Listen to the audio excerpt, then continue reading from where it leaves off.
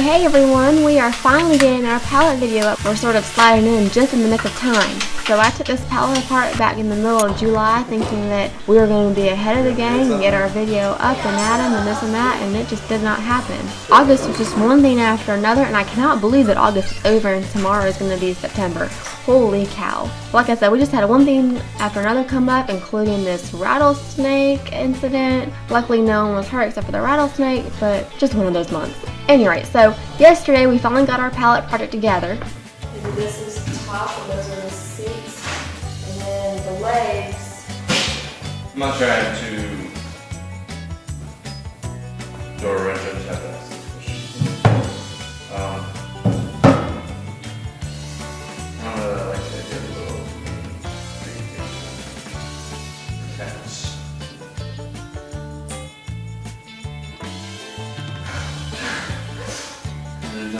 Have you seen my pot? I was going to put these little flower pots. Cut a little hole and put flower pots inside to put catnip in them. I got flower pots for this. Oh, okay. And once we were on the same page with the project, Charlie ripped one of the boards in two that we were going to use for the cross beams that hold the seat up. Meanwhile, I was at the jointer trying to make 3 of the boards flat so we could glue them together. We're gluing 3 of these boards together that will later be used for the legs of the picnic table. I think this came from France because it says Pantalone. It says Pallet 1. No, it Made says... March 14th. Well, you know like the French, how they call their pants pantalones or pantalone? Does it say Pantalone? It says No. Pallet 1. No, it says Pantalone pie. 3 and 14. It was made probably March 2014. I think it's from France. And then we positioned pallet slats at the top of the table and then marked at the edge of those slats so we knew where to cut the angle for the top of the brace. And Charlie cut these at a 30-degree angle. Then I took my little flower pots and I marked out where the circles need to go. And I really wanted to learn how to change the bandsaw blade, so here Charlie's talking me through how to do it. Honestly, it was so much easier than what I was thinking.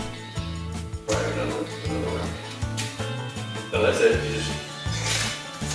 Yep. And then just kind of... Just throw it? No. Oh, yeah. Just try to let it unfold away from you.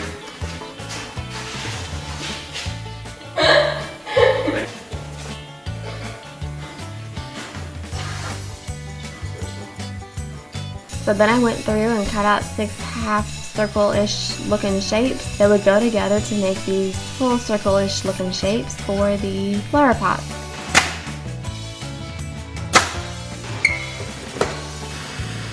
Then Charlie cut the pieces for the legs and gave them a 30-degree angle as well.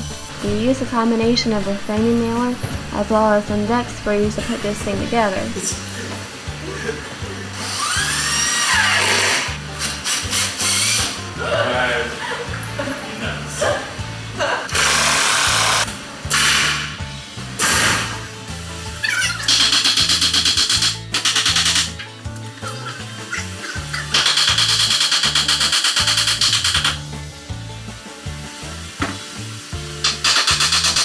And then I gave it a quick sanding, just kind of smooth over the rough ends and the tear out and the sharp edges, all that sort of stuff. I didn't want to sand it too much because I wanted the rustic look of the palette to kind of stay intact, but I did want to give it a once over.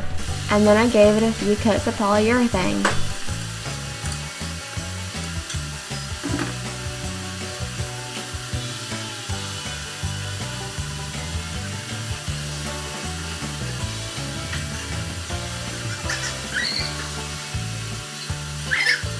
And then I've been rooting some catnip. All of this catnip came from the first plant in the green pot right there, and it is probably the easiest thing I've ever rooted besides hydrangeas. I mean, actually it is easier than hydrangeas since it doesn't require nearly as much water. So I was gonna move these larger plants over, and then I thought, the pots aren't quite big enough for all those roots, and I didn't want the plant to get ruined because the roots didn't have enough space. So I just went with the smaller ones. I know that they're not visually as nice, but I didn't want the plant to get ruined in the process, and So here is the finished picnic table last night, and it was kind of drizzling during the shot, so none of the cats are outside.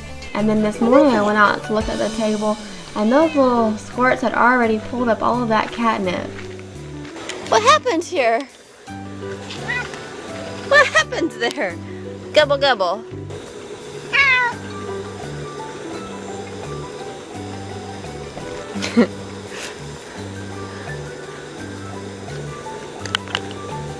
Oh my goodness, Gable! Gable, sweetie, look at the leaves on this.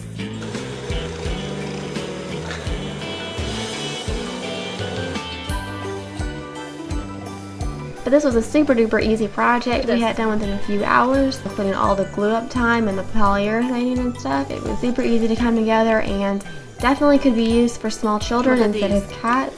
I also think I'm going to be planting some cat grass in the pot instead of some catnip, because cat grass is more robust, plus it grows faster, so I think I'm going to do that while our catnip is getting bigger. Anyway, I just wanted to say thank you for Sterling Davis for holding this competition, as well as donating and bringing awareness to the Wounded Warrior Project.